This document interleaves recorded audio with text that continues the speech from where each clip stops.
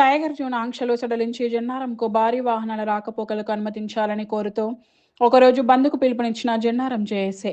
పిలుపులో భాగంగా మండలంలోని అన్ని వర్గాల ప్రజలు, వాణిజ్య వ్యాపార సంస్థలు, కుల సంఘాలు, ఆటో లారీ యూనియన్లు బంద్లో స్వచ్ఛందంగా పాల్గొన్నారు. ఈ సందర్భంగా గత 10 రోజులుగా ఆంక్షల సడలింపు కోరుతూ సామాజిక కార్యకర్త భూమాచారి ఆధ్వర్యంలో రిలే నిరాహార దీక్షలు కొనసాగుతున్నాయి. ఈ దీక్ష స్థలికి అన్ని వర్గాల ప్రజలు చేరుకొని సంఘీభావం తెలుపుతున్నారు. ఈ సందర్భంగా దీక్షస్థలి వద్ద పలువురు మాట్లాడుతూ టైగర్ జోన్ పేరిట జన్నారం మండలం మీదుగా భారీ వాహనాల రాకపోకలు నిలిపివేయడంతో ఇక్కడ అభివృద్ధి కుంటుపడి స్థానిక నిర్మాణ రంగం చతికిల పడిందని, ప్రజల బ్రతుకులు ఆగమ్య గోచరంగా మారాయి కాబట్టి అధికార పార్టీ నాయకులు, అధికారులు దృష్టి సారించి ఆంక్షలు సడలించారని కోరారు. లేని పక్షంలో ఆంక్షల ఎత్తివేతకు ఎందాకైనా వెళ్తామని అన్నారు.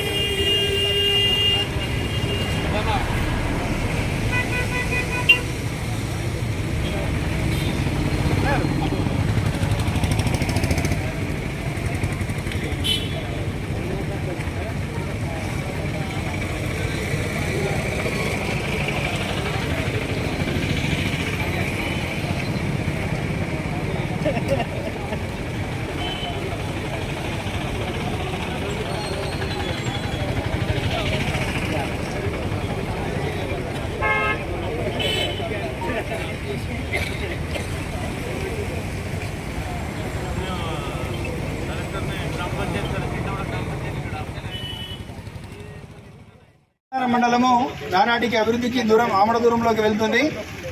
భారీ వాహనాల రాకపోకల నిషేధంపై మేము చేస్తున్నటువంటి పోరాటానికి మద్దతుగా సంపన్న వర్ణాల వాళ్ళు మద్దతు తెలియజేస్తున్నారు. కాబట్టి వారికి ప్రత్యేక ధన్యవాదాలు తెలియజేస్తున్నాను. రాబోయే కాలంలో ఈ సడలింపులు గిట్టాకి ఇవ్వకపోతే, ఆంక్షల సడలింపులు ఇవ్వకపోతే రాబోయే కాలంలో దీనికి పరిణామాలు వేరే ఉంటాయని చెప్పకనే హెచ్చరిస్తున్నాను. దయచేసి ఎమ్మెల్యే గారు చొరవ చూపి మాపై కరుణా దయ చూపి దీన్ని సడలింప చేస్తారని చెప్పేసి ఆశిస్తున్నాను. ఆంక్షలు ఎత్తివేసే వరకు ఈ నిరాహార దీక్షకు మేము కూలుకున్నాము.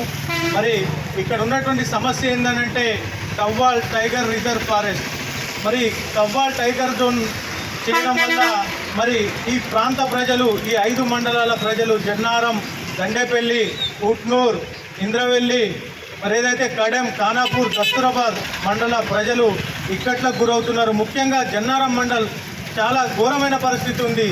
ఇక్కడ ముఖ్యంగా విద్య, వైద్యం, వ్యాపారం మొత్తం పూర్తిగా దెబ్బతిన్నది. మరి ఇక్కడ ఎలాంటి ఆర్థిక పరిస్థితులు బాగాలేక మరి ముంబై, దుబాయ్, బొగ్గుబాయి ప్రాంతాలకు వలస వెళుతున్నారు. ఇక్కడ టైగరే లేదు.